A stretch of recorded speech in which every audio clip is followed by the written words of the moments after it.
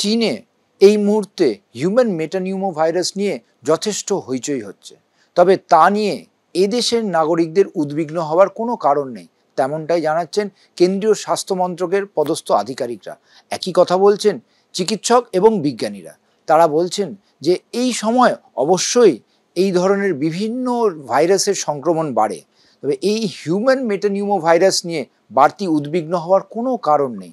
শুধুমাত্র যারা 5 বছরের নিচের শিশু রয়েছে এবং 65 বছরের ওপরে যারা বয়স্ক রয়েছেন তাদের ক্ষেত্রে সতর্কতা অবলম্বন করতে হবে, যাতে সংক্রামক এই ব্যাধি বা অন্যান্য ভাইরাল ব্যাধি না হয়। তার জন্য ভিড় এলাকা এড়িয়ে চলতে হবে, মাস্ক পরতে পারলে খুব ভালো হবে, এবং একই সঙ্গে যাদের ইমিউনো কম্প্রোমাইজ রয়েছেন, অর্থাৎ যারা ক্যান্সারের চিকিৎসা নিচ্ছেন বা যাদের বিভিন্ন ট্রান্সপ্লান্ট হয়েছে, তাদের ক্ষেত্রে সতর্ক থাকতে হবে।